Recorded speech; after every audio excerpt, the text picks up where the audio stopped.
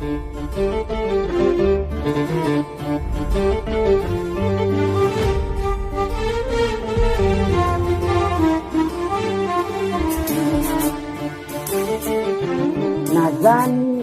weye mwenyewe ushahidi kuwa nishavumilia vya kutosha, halafu wajua kuwa mie ni mtu na familia. Kuna mahitaji ambayo natakiwa niyatimize, yanayohitaji pesa, na mie sina pengine popote pa kuzipata isipokuwa hii nyumba. Huu sasa ni mwezi wa 4, shilingi 10 Jamili hujanipa.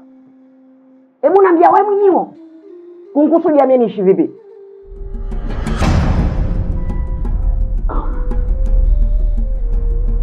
Nakuelewa sana shehe wangu, na kikweli sina namna kushukuru kwa ile subra ambayo umenionyesha ndani ya hii miezi 4 ambayo nimekaa tu mbali na ile pesa ambayo unanidai ya miezi mingine. Lakini kiukweli shehe wangu, kutoka moyoni mwangu na kueleza ukweli, sijafanya makusudi shehe wangu. Napambana usiku na mchana.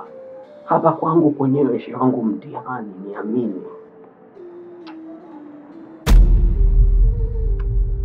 Weye hama niye nilete mpangaji mwingine. Nyumba yangu nataka inipe kipato.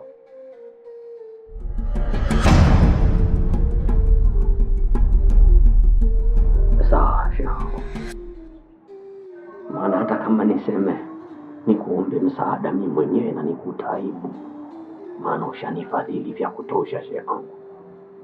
Kwa labda tu niulize, unanipatia muda gani ili mimi niweze kujua napambana vipi kuistiri familia yangu? Sasa nikupe siku ngapi wewe atakaondoka madarakani? Jamili stahamala ikifika kikomo, mwisho huwa mgomo. Kwa hili mie sina subira tena. Kesho ikifika asubuhi hapa, weye mkeo na wanao msiwakute, nikute nyumba yangu ikiwa tupu. Wasikia?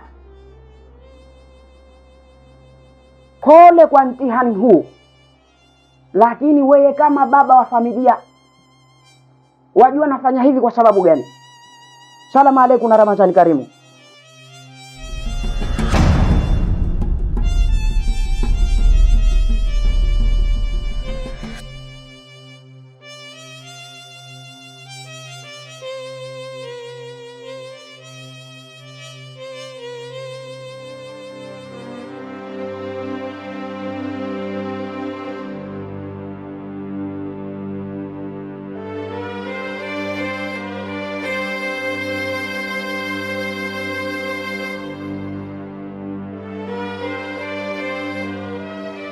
Mimi ninachotaka mzigo wangu ufike ofisini kabla mimi sijafika ofisini. Nikiwa na maana kwamba ni ukute na sio wenyewe unikute mimi. Nadhani hapo tumeelewana. Sawa. Basi niwatakie siku njema. Asante. Mkiwa. Bali. Unaongea na watu kama amekuibia. Wakati wao wameokota tu. Na wana mpango wa kurudishie. Inawezekana hawakuiba. Na ni kweli kwamba wanataka kurudisha, lakini kurudisha kwenyewe ni lazima wanataka wapatiwe pesa ndio waurudishe. Na hivi ninavyozungumza na wewe mke wangu sasa hivi hapa, ni tayari nimeshawatumia pesa. Kwa hiyo sioni msaada wote. Hakuna kitu. Dini inasema kwamba ukiokota kitu ambacho sio chako, ni lazima urudishie mwenyewe. Yaani sijui unaishi katika ulimwengu gani mke wangu. Dunia hii ya sasa hivi na zama hizi, hakuna mtu hata mmoja mwenye imani kama hiyo unayoisema wewe. Hebu tazama, mimi mume wako nimejaliwa kuwa na maisha mazuri, lakini sina imani hiyo unayoisema wewe. Sasa ile hali wale vijana kuzungumza nao kwenye simu tu, basi sauti zao zinanionyesha kwamba wale vijana ni hohe hahe, hawana mbele, hawana nyuma.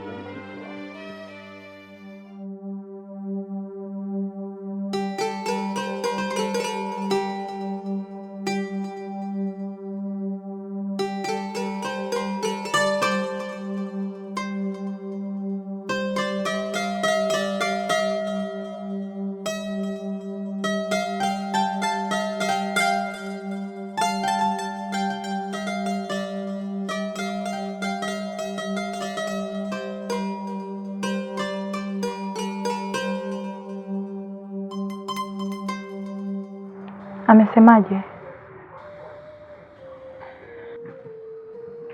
Mke wangu, kesho hatutakiwi kuwepo tena hapa. Subhanallah. Sasa tutaishi vipi na tutaenda wapi? Sana narudi saa ngapi? Saa 11.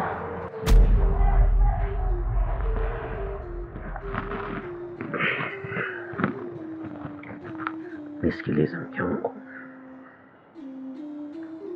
Hassan akirudi itabidi umfungashie nguo na vitu vyake vyote, aende kwa dada, kwa shangazi yake. Sawa?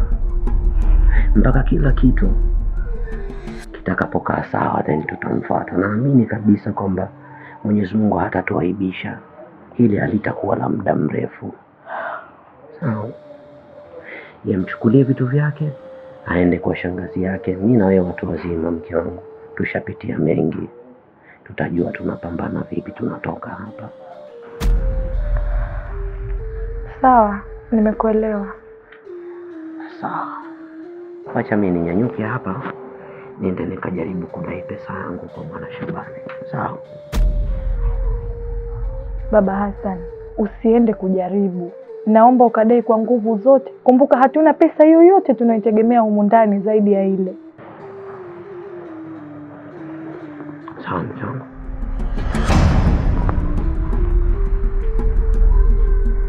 Hilo tama mama litanifanya mimi nishindwe kwenda kudai hiyo hela. Litaninyima amani. Hizo ndita pia zitaninyima ujasiri wa kupambana mke wangu. Sasa unaanza kulia wewe, mimi nakuaje?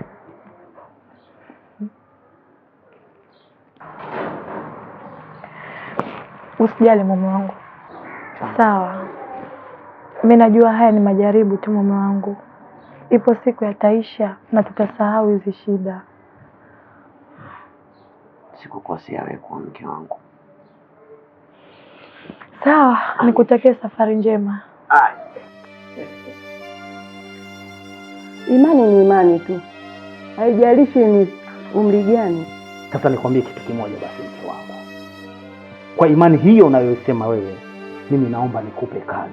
Nenda kanitafutie watu 11, ikishindikana hata mmoja tu mwenye imani hiyo uniletee hapa.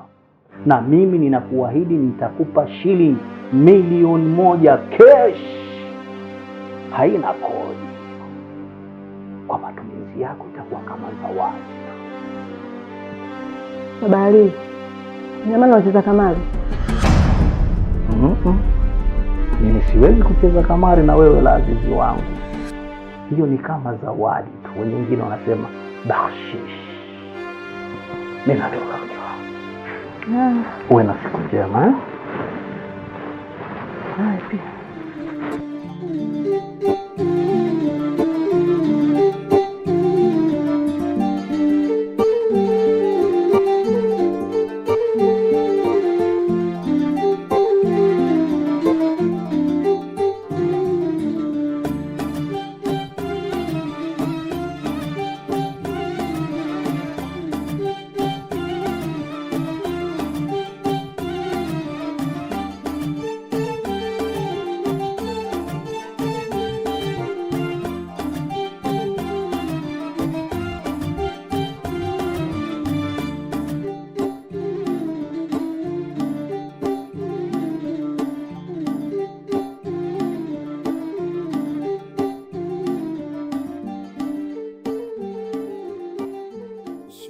Mbalimbali zitakukabili katika dunia, kama udhalili, kuwa masikini na kuwa na njaa. Shida mbalimbali zitakukabili katika dunia, kama udhalili, kuwa masikini na kuwa na njaa, kwa yoyote hali matatizo. Kiukweli mimi nikwambie tu, kiukweli kabisa mimi nashukuru sana kwa hii pesa kila unaonipatia ndogo, kila nikija kwako hapa. Kweli inanisaidia na kula na familia yangu, maisha kidogo taratibu alhamdulillah yanaenda. Lakini safari hii shehe wangu, mimi nahitaji pesa yangu yote. Mimi sio kama sitaki kulipa pesa yako, lakini tatizo hiyo pesa kwa sasa mimi sina. Na wewe unanijua vizuri, mimi nikiwa nina pesa sijawahi kukaa na deni lako hata siku moja na kulipa pale pale. Lakini leo inaonesha sura yako tu, inaonesha kwamba umetengeneza kitu fulani ambacho inaonesha kwamba hauniamini. Nisikilize Shabani shehe wangu, sio hivyo kwamba sikuamini. Shabani, wewe ulivyokuja siku ile kwangu, lakini tulizungumza ukaniambia umekuja kumkopea mtu ada ya shule, si ndivyo? Ni kweli kabisa. Sasa tumfuate huyo mtu basi shehe wangu anipatie hiyo pesa, japo akinipa nusu shehe mimi nitashukuru, kwa sababu nina shida nao vibaya mno.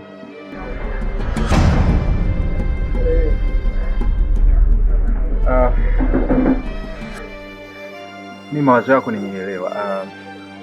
Sawa, nakubaliana na wewe. Itakuwa vizuri kama tutafuatana pale mguu kwa mguu, ili atakalo nijibu mimi na wewe ulisikie kwa masikio yako mawili. Maana sasa hivi ishakuwa unaona kama vile mimi nakuzungusha sitaki kulipa deni lako.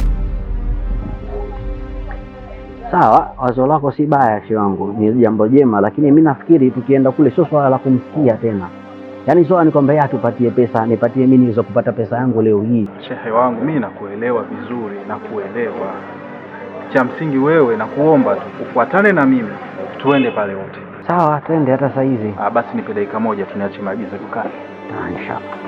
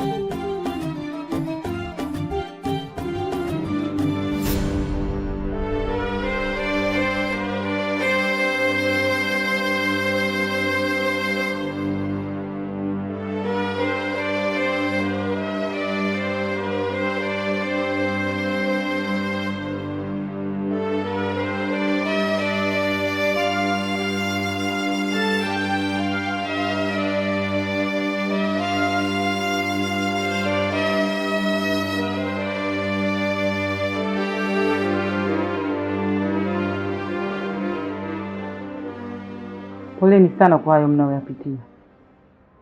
Lakini Jameli ni mwanamume mzuri tu, tena mchapakazi, ana moyo wa huruma.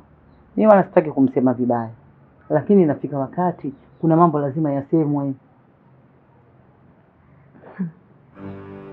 Umeanza mambo yako. Sasa hapo nimeanza nini Zulfa ndugu yangu? Wewe huyo mumeo anaendekeza hiyo imani kuliko ni kitu kingine chochote. Anasahau kabisa kama kuna maisha ambayo mimi natakiwa kuishi. Sasa dada yangu, hii dini inaingilianaje na haya mambo yanayoendelea sasa hivi? Nakwambiaje? Wewe kubali, usikubali. Lakini kama mumeo angekuwa amepunguza huo ucha Mungu wake, sasa hivi nyinyi msingekuwa hapo mlipo. Haya, mtafanya nini sasa? Kuna la kufanya hapa zaidi tu ya kumwomba Allah atufanyie wepesi. Hayo ndio niliyofanikiwa kila hivi. Kweli nyinyi mnategemea mumuombe Allah tu awafanyie wepesi bila kufanya kitu chochote? Allah atawapa nyinyi msaada kweli? Na sijasema kwamba hatufanyi kitu chochote. Nililosema ni kwamba tunapambana huku tukimwomba Allah. Sawa. Endeleeni kumwomba. Hivi unamkumbuka Ali? Ali gani? Ali Saidi. Amekuwaje? Alipita hapa kama siku 2-3 hivi, akaniomba mawasiliano yako, lakini sasa mimi nimeshindwa kumpatia kwa sababu wewe mpaka sasa hivi hapo ulipo bado ni mke wa mtu. Ila ameomba tu kama vipi, anaomba muonane. Tuonane? Ili iweje? Yes, amesema anataka muonane. Wewe nenda, hayo mambo mengine utaenda kuyajua huko. Shida iko wapi?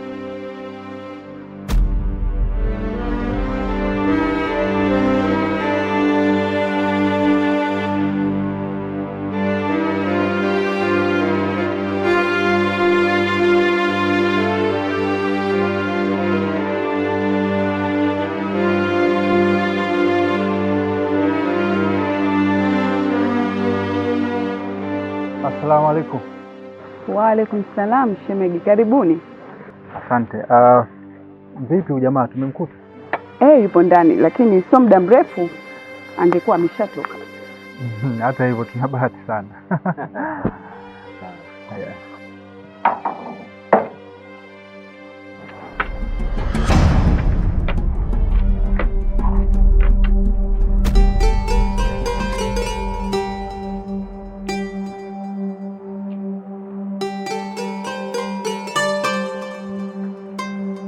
Assalamu alaikum. Wa alaikum salam. Karibuni sana. Japo kwa mmekuja muda wa kuelekea sokoni sasa. Sisi bwana Maulidi wala tulikuwa sio wakaaji. Tulikuwa tunapita tu, nipo na Muislamu mwenzangu hapa anaitwa Jamil. Jamil wangu Tukaona sio mbaya kupita hapa kukusalimia, halafu tuendelee na ratiba nyingine. Naam. Sawa, karibuni sana. Kama hamtojali siku moja tuje tupate futari kwa pamoja. Hakuna shaka. Hakuna shaka, inshallah tutakaribia, hakuna neno. Basi tutalipanga zaidi. Asante, inshallah. Karibuni bwana. Shemegi, kwaheri. Haya, asante, karibuni. Haya, inshallah, karibuni sana.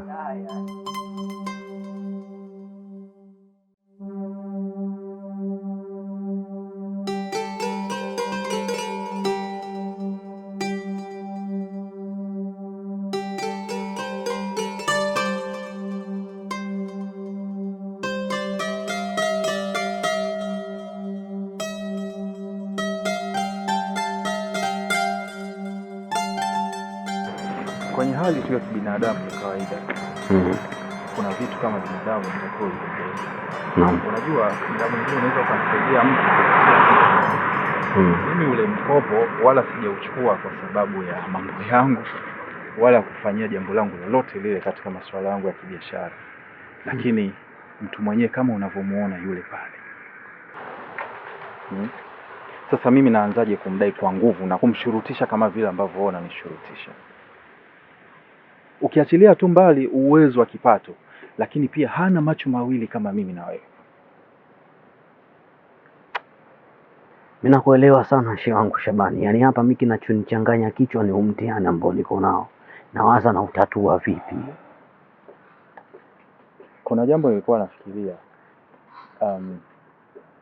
Kuna mahali wanatoa mikopo hii midogo hii. Ila tatizo liko sehemu moja tu ndugu yangu. Tatizo liko wapi Shabani? Wanatoa mikopo kwa riba. Subhanallah. Shehe wangu, kula na kutoa riba ni dhambi kubwa mno. Hebu achana hilo jambo. Mimi nitajua tunapambana vipi, na najua siwezi shindwa kwa sababu Mwenyezi Mungu atafanya njia. Hata mimi nitajaribu kuhangaika nikipata vipesa kidogo nivikusanye ili niweze kupunguza deni lako. Deni gani? Umeshasahau unachonidai shekhe wangu? Shabani wewe, mtu mwenyewe tu unaenda kunyoesha ndo yule pale. Mimi nidai tena? Mwenzangu, kama mtu ndo yule shehe wangu, mideni nishasamehe. Sahau. Acha. Kama mtu vile mimi sina pesa naodai tena. Acha lipite. Nashukuru sana shehe wangu. Usijali shehe. Inshallah kupitia sadaka yako hii Mungu akuzidishia, akupe neema, akufungulie kila jambo lako unalolifanya. Amina inshallah shehe. Nashukuru sana. Muamini manani khofuhu ondoa akaijenga imani kwa Mola Jalia, yeye ndiyo kimbilio la kukimbilia, anomwamini Mannani hofu huondoa.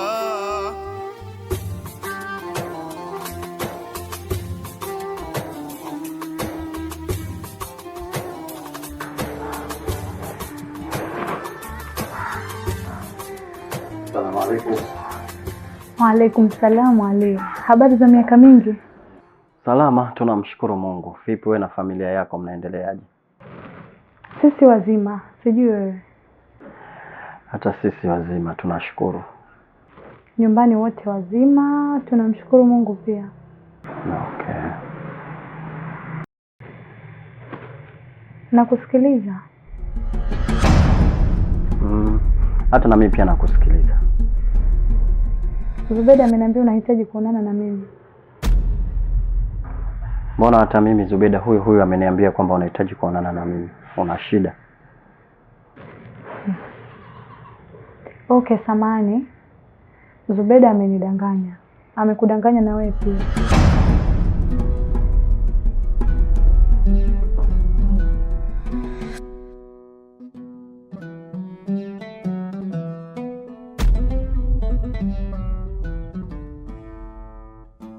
Lakini si ni kweli una shida na pesa? Au na hilo pia amenidanganya? Ni kweli. Kama kiasi gani hivi? Mbona unaniuliza kama unataka kunikopesha hizo pesa?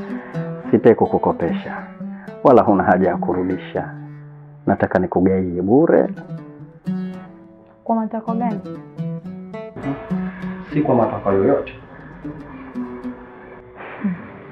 Sawa.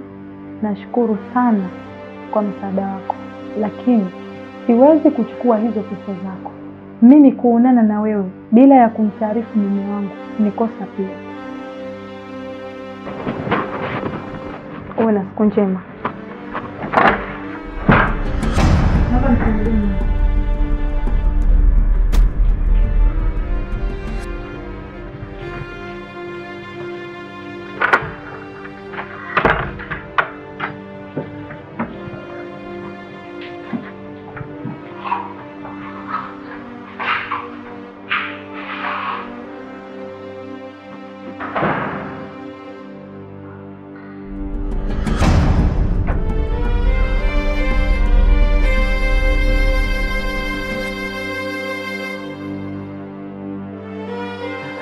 Lakini mimi nilikuwa nikitafuta namna tu ya kukusaidia. Wala sikuwa na jambo lingine lolote kama vile wewe unavyonifikiria mdogo wangu. Kunisaidia? Kunisaidia kwa kunitia dhambini? Unafahamu wazi kuwa mimi ni mke wa mtu. Zufa, hata mimi pia ni mke wa mtu. Na kuhusu hiyo dini, inawezekana kabisa mimi najua vizuri hiyo dini pengine kuliko hata wewe.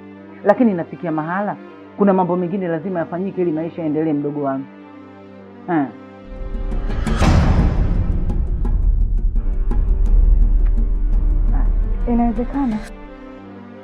Inawezekana wewe unaijua hiyo dini kulikoni hata mimi, lakini ni wazi ya kuwa wewe imani yako ni ndogo sana dadangu. Sasa hiyo imani hiyo, huyo mumeo imani aliyokuwa nayo sasa hivi angekuwa tajiri, dunia nzima ingekuwa inamjua. Lakini mpaka leo mnahangaika siku wapi? Hiyo imani inamsaidia nini?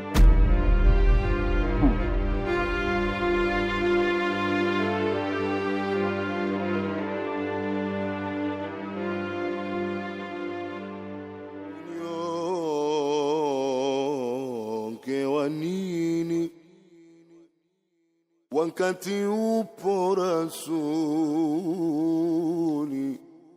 wempende kwa yakini, utopata udhalili.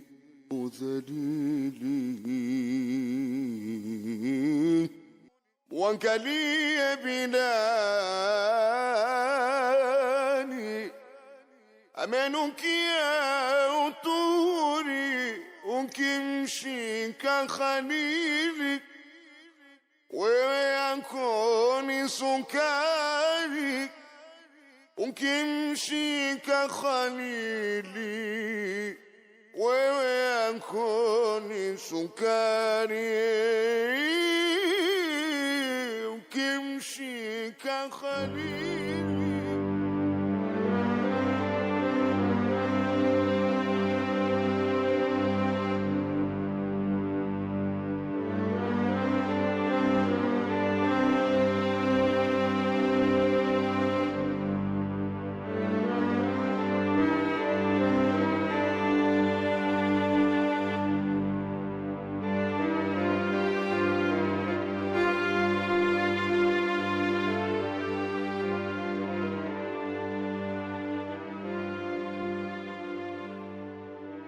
الله أكبر الله أكبر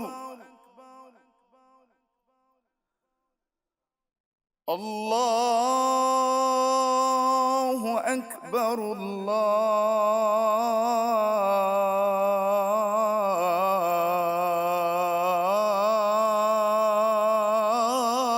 الله أكبر. أشهد أن لا إله إلا الله.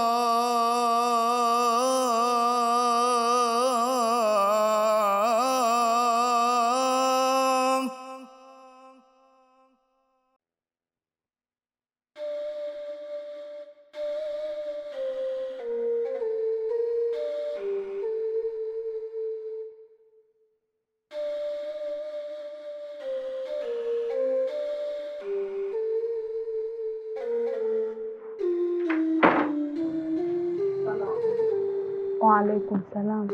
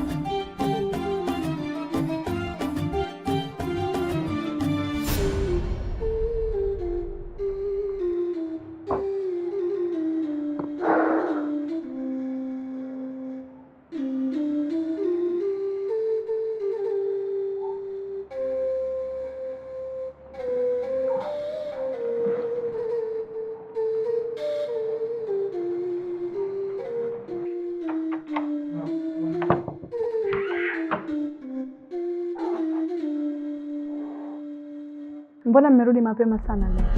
Tumeruhusiwa na mwalimu tuomba tusomee nyumbani, kuna mtihani kesho. Aha, sawa. Sasa nataka uende ndani, kakunje nguo zako zote, umesikia? Zichukue, zitie kwenye begi lako. Babako akija hapa akuchukua kupeleke kwa shangazi Mariam, umesikia? Kwa shangazi Mariam? Ndio. Baba na mama pia mnaenda? Hapana, utaenda wewe, lakini utakaa huko kwa siku kadhaa, alafu nitakuja kukuchukua, umesikia?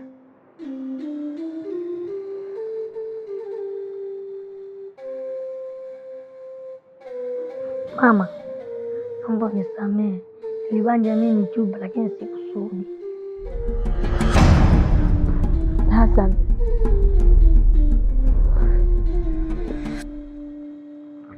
njoo mwanangu. Hatufanyi hivi kukuadhibu, lakini inabidi tuende kwa shangazi yako kwa sababu haujaenda kumtembelea muda mrefu. Kwa amesema uende na hamna wewe sana, umesikia?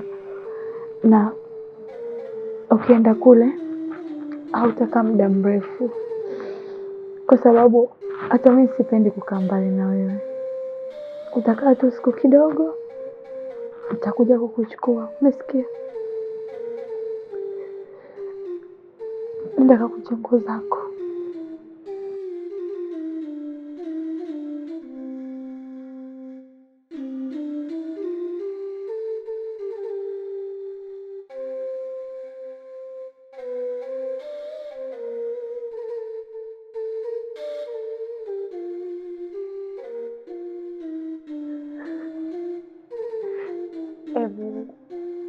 naomba tuepushe hii mitihani, naomba tufanyie wepesi.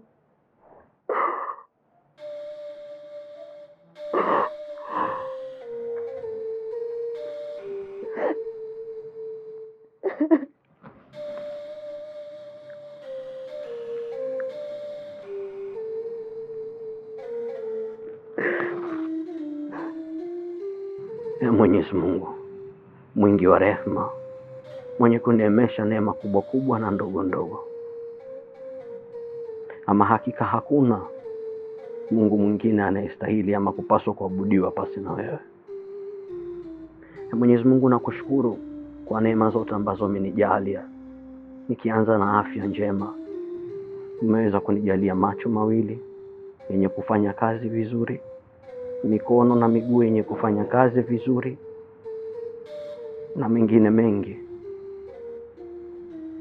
Mwenyezi Mungu, yote haya si kwa ujanja wangu, bali ni kwa rehema zako Mwenyezi Mungu wangu. Wajua mitihani ambayo mja wako napitia, na ama hakika hakuna yeyote anayeweza kuzuia pale ambapo wewe unatoa, na hakuna yeyote anayeweza kutoa pale ambapo wewe umezuia. Mwenyezi Mungu, wewe unajua nipeleka wapi mimi na familia yangu. Ninachoomba, nipunguzie mitihani Mwenyezi Mungu wangu, lakini pia tujalie mwisho mwema mimi na familia yangu. Amina rabbil alamin. Amina rabbil alamin.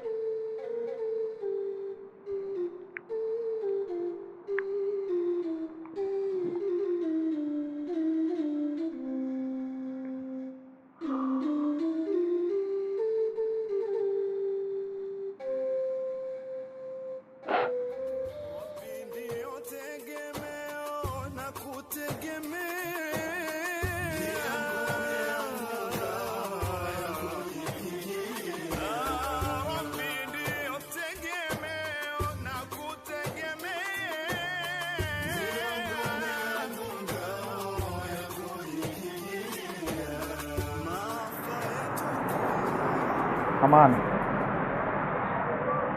Assalamu alaikum. Wa alaikum salam. Sheikh, vipi hali? Alhamdulillah. Bila samani. Kuna mtu anakuita kwenye gari, anataka kuzungumza na wewe. Kuzungumza? Naam. Samani, lakini nani huyo? Usishtuke. Anaitwa Said.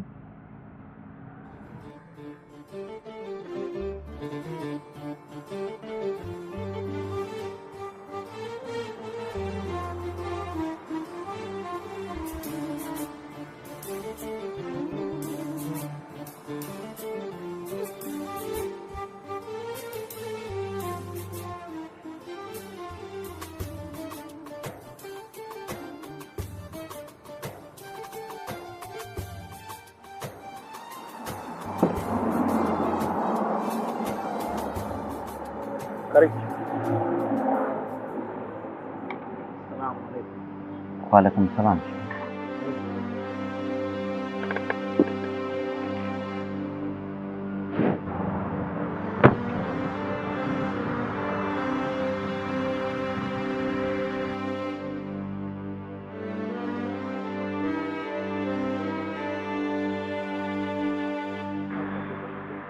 Samahani Sheikh. Sisi tunafahamiana? Hapana, hatufahamiani kabisa, ila ninaamini kwamba wewe ni ndugu yangu katika imani na una mtihani ambao unahitaji pesa ili kuweza kuutatua. Usipatwe na wasiwasi, mimi ni binadamu tu kama ulivyo wewe, na nimeyajua mambo yako kupitia wewe mwenyewe wakati ulipokuwa ukiomba dua kwenye msikitini. Sasa sijui ungepata kiasi gani ambacho unahisi kingeweza kukusaidia kutatua matatizo yako, angalau hata kidogo tu. Kumradhi wangu, lakini unajua linapokuja swala la pesa, mara nyingi watu wanapeana kwa makubaliano. Sasa sijui wewe ulikuwa unataka kunisaidia shida yangu mimi kipesa kwa makubaliano yapi? Usipatwe na wasiwasi Sheikh, kwani ulipokuwa ukimwomba Allah subhanahu wa ta'ala pale ndani msikitini, ulikuwa unamuomba akupatie kwa makubaliano yepi?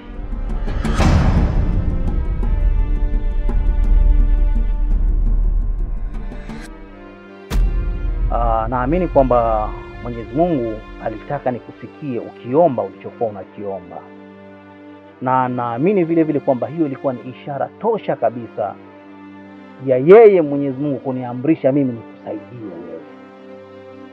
Hivyo basi, kama hicho kiasi cha pesa unachokitaka kama kitakuwa kiko ndani ya uwezo wangu, basi hapana shaka nitakusaidia na sitokudai kitu chochote kile, hata suni sitokudai.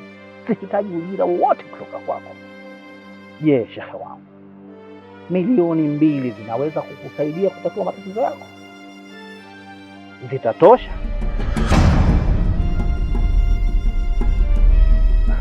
Shehe wangu, unanifanyia dhihaka. Kwa nini nikudhihaki shehe wangu? Kama nilivyosema awali kwamba nilikusikia ukiomba msaada, na mimi ninaamini kabisa kwamba Allah alitaka mimi ndio nikusaidie wewe hilo tatizo lako. Sawa shehe wangu, hiko kiasi ulichonitajia milioni 2 kinatosha kabisa kutatua matatizo yangu. Sawa basi, ngoja nikufanyie muamala hapa. Naomba uweke namba yako hapa.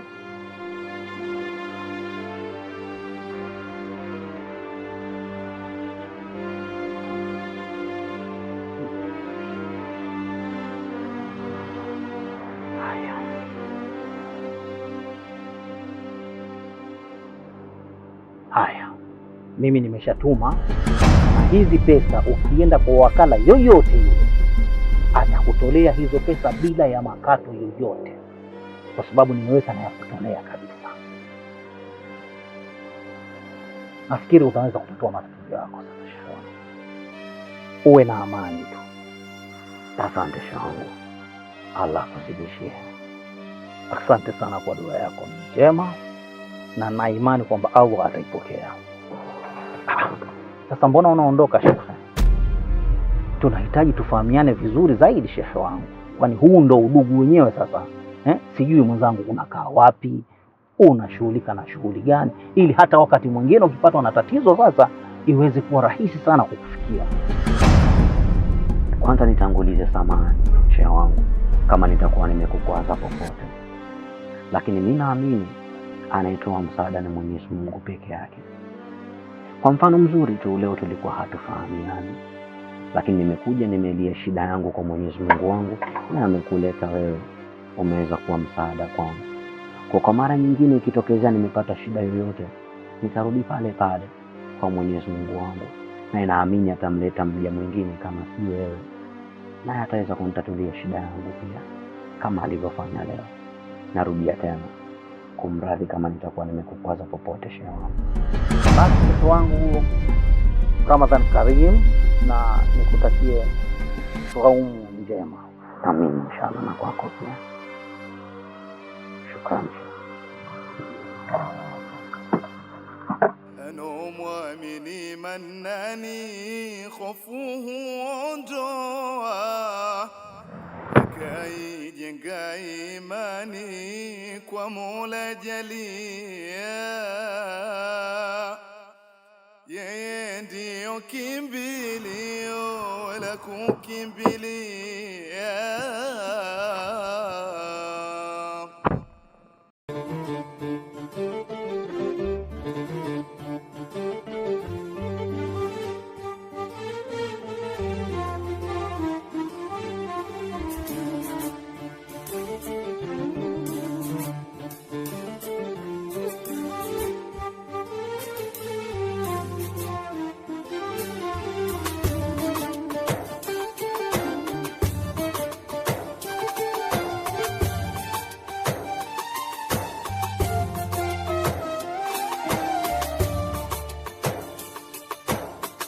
Anomwamini manani khofuhu ondoa, akaijenga imani kwa Mola Jalia.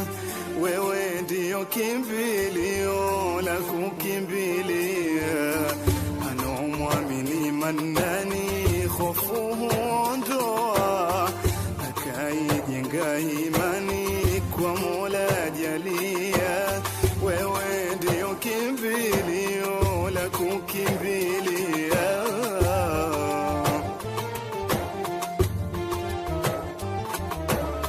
Rabbi ndio tegemeo na kutegemea,